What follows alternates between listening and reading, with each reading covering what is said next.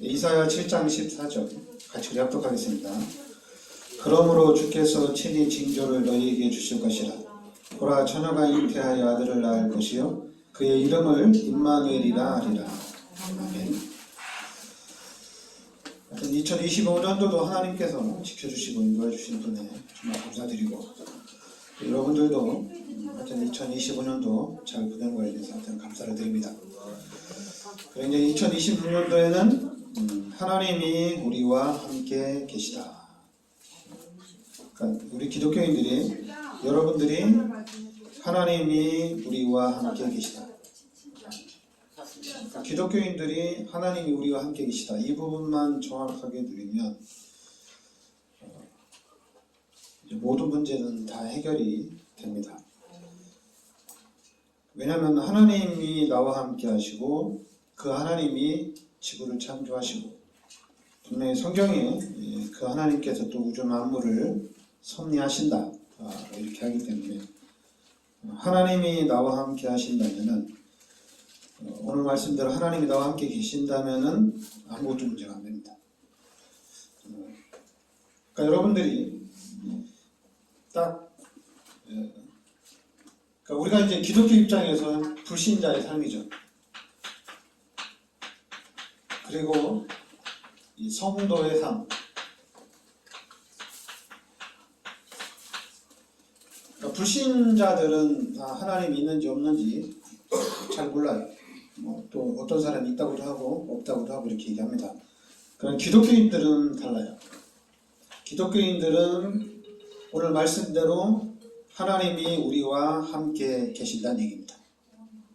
그러니까 기독교인들은 하나님이 우리와 함께 하시기 때문에, 우리 기독교인들이 하나님을 누리고 있으면은, 하나님의 인도를 받고 있으면은 이게 엄청난 응답과 축복이 되는 거거든요.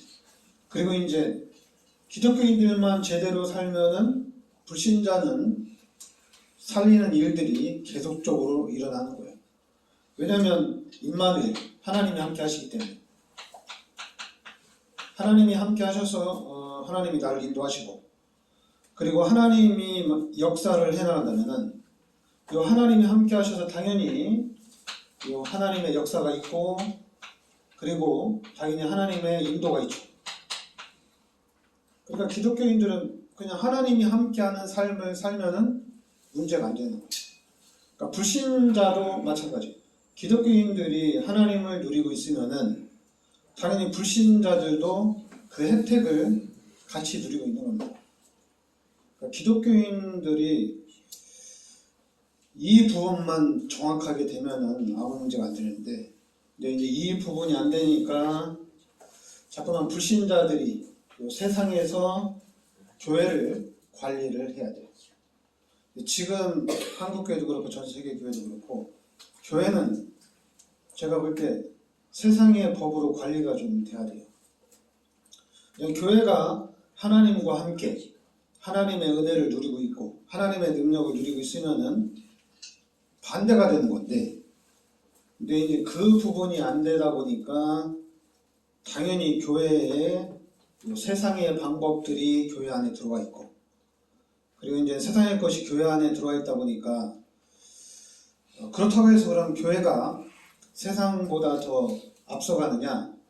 그건 아니죠. 지금은 교회가 거의 세상에 한 80년은 뒤떨어진 그런 시스템입니다. 세상을 따라갈 수가 없어요. 따라갈 수 있는 방법은 임마누엘, 하나님이 우리와 함께 계신다는 얘기입니다. 그래서 이 부분만 누리면 아무것도 문제가 안 돼요.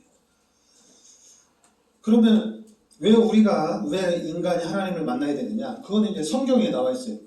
하나님이 우리 인간을 창조하실 때 하나님의 형상대로 창조가 됐어요.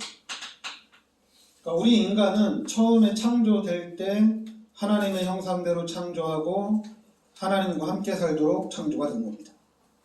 그리고 이 땅에 살면서 모든 축복을 다 누리며 살 수 있도록 창조가 된 거예요. 그리고 이제 하나님이 우리 인간에게 창세기 2장 17절에 요 선악을 알게 하는 나무의 실과는 먹지 말라고 그랬어요. 그러니까 먹는 날에는 반드시 죽는다고 그랬어요. 이제 우리 인간이 요 창세기 3장에 사건이 터집니다. 바로 우리 인간이 뱀의 유혹에 의해서 요 선악과 열매를 따먹는 요 죄를 짓게 됩니다. 그래서 이 죄로 인해서 하나님과의 관계가 단절이 됐어요. 그걸 이제 우리가 영적으로 죽었다 이렇게 합니다. 영적으로 죽었어요. 그리고 이제 육신적으로도 로마서 3장 23절에 모든 사람이 죄 가운데 빠지게 되고, 그리고 이 죄로 인해서 로마서 6장 23절에 모든 사람은 다 죽어야 된다는 얘기입니다. 그러니까 죽고 난 다음에 어디 가느냐? 당연히 이제 죄를 졌으니까 성경에서는 누가복음 16장 19절부터 31절에 당연히 지옥에 가는 거죠. 죄인이니까. 그런데 하나님은 우리 인간을 이 죄 가운데 그냥 두지 않으시고, 바로 하나님 오늘 말씀에 보면 처녀가 잉태하여 아들을 낳을 것이다 이렇게 얘기합니다. 보라, 처녀가 잉태하여 아들을 낳을 것이요 그의 이름을 임마누엘이라 하리라 이렇게 나옵니다. 그러니까 처녀가 잉태하여 아들을 낳을 것이다. 그게 바로 창세기 3장 15절에 그리스도 예수를 하나님이 이 땅에 보내주셨다는 얘기입니다. 그래서 예수님이 십자가에서 모든 죄를 대속해 주신 거예요. 그리고 우리는 요 예수 그리스도를 믿기만 하면은 하나님의 자녀가 되는 요 권세가 딱 주어지는 겁니다. 그러니까 이제 하나님의 자녀가 되어지고 이제 하나님이 함께하는 요 하나님의 형상이 회복이 된 겁니다. 그러니까 기독교인들은 딱 이 사실만 알면 되거든요. 원래 인간은 하나님과 함께 살도록 창조가 됐는데 우리 인간이 죄를 지으면서 하나님이 떠나면서 문제가 된 거다. 그럼 우리 인간이 이 죄 문제를 해결할 수 있느냐? 해결할 수 없어요. 왜냐하면 요 약속이 그렇거든요. 죄를 지으면 반드시 죽어야 되거든요. 그러니까 해결을 못해요.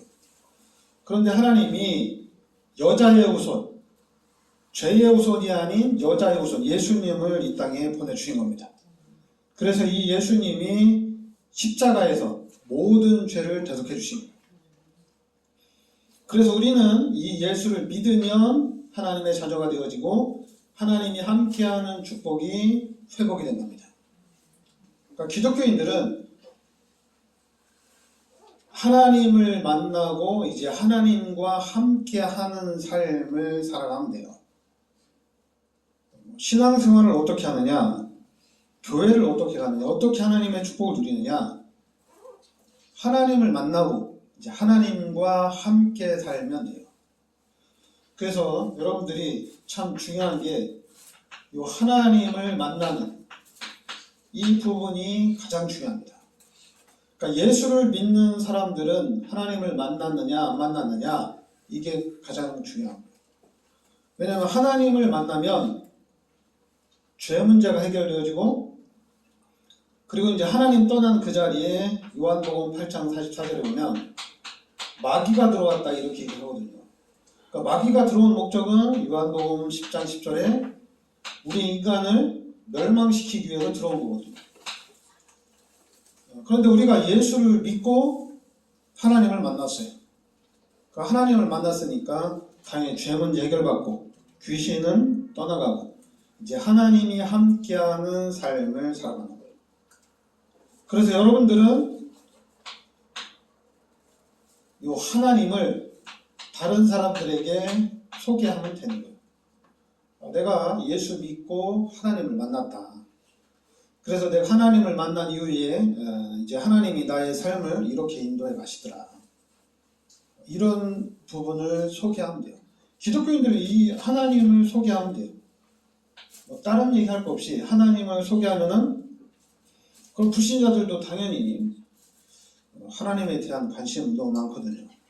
왜냐하면 내가 어디서 왔다가 무엇을 하다가 어디로 가느냐 관심이 되게 많거든요. 그럼 우리는 하나님을 만났으니까 내가 만난 하나님, 나와 함께 하시는 하나님을 소개하면 돼요. 그럼 그 하나님을 어떻게 만나느냐? 예수를 믿으면 하나님을 만날 수가 있는 겁니다. 그러니까 예수를 믿으면 돼요. 뭐 교회 가야 되냐?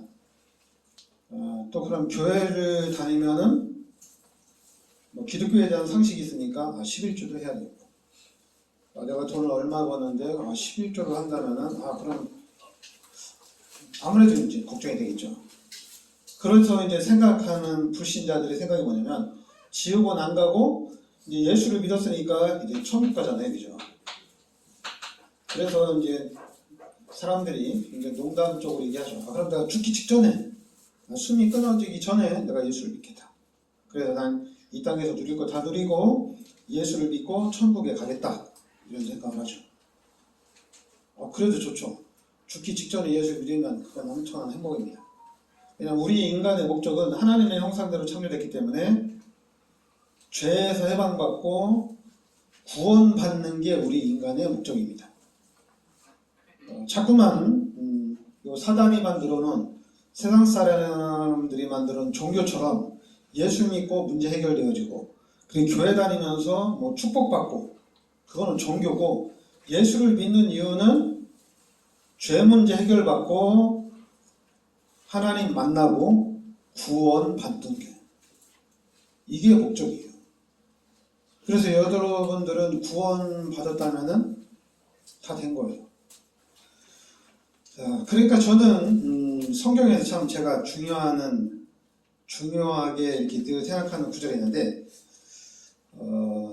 그게 이제 마태복음 22장 37절인데요. 마태복음 22장 37절부터 40절입니다. 그러니까 예수님이 십자가에서 우리의 모든 죄를 다 대속해 주시고, 그리고 이 예수님이 우리에게 주신 계명이 있어요. 그 계명이 뭐냐면은 하나님을 사랑하라 이겁니다. 그리고 이웃을 사랑하라 이거예요. 이게 예수님이 우리에게 주신 계명입니다. 그러니까 기독교인들은 예수를 믿고 구원받았으니까 이제는 하나님 사랑하고, 그리고 이제 이웃을 사랑하면 돼요. 근데 기독교인들이, 저도 기독교인이지만은, 또 저는 목사지만은, 가장 안 되는 게 이웃 사랑이 가장 안 되는 거죠. 세상 사람들은 당연히 구원받지 못한 사람은 자기 욕심대로 사는 게 당연한 건데, 근데 이제 구원받은 우리는 욕심대로 살면 안 되고, 우리는 하나님을 만났으니까 하나님과 함께 살아야 되거든요. 그러니까 여러분들은 하나님과 함께 살아야 됩니다. 그러면서 이제 오늘 이사야서 7장에 보면, 7장 9절에 보면 에브라임의 머리는 사마리아여, 사마리아의 머리는 르말리아의 아들이니라. 만일 너희가 굳게 믿지 아니하면 너희는 굳게 서지 못하리라, 이렇게 나옵니다. 굳게 믿지 않으면 굳게 서지 못하리라. 그러면서 11절에 보면, 너는 내 하나님 여호와께 한 징조를 구하되, 깊은 데서든지 높은 데서든지 구하라. 전 이번에 이 말씀 준비하면서 징조를 구하라. 그러니까 여러분들이 하나님을 만났잖아요. 근데 하나님 눈에 안 보이잖아요. 이제 하나님 눈에 안 보이다 보니까 내가 지금 하나님과 함께 사는 건지 안 사는 건지 잘 모르잖아요. 그러면 11절의 말씀 보면, 너는 내 하나님 여호와께 징조를 구하라, 이렇게 얘기합니다. 깊은 데서든지 높은 데서든지 구하라. 징조를 구하라는 얘기입니다. 그래, 징조를 구하면 하나님 응답하신다는 얘기예요. 그 하나님 응답하시다는, 진짜 하나님이 살아계시는구나, 하나님이 나와 함께 하시는구나. 근데 또 이제 살다 보면은 또 하나님을 잃어버릴 수가 있잖아요, 그죠? 또 그러면 그때도 징조를 구하라는 얘기입니다.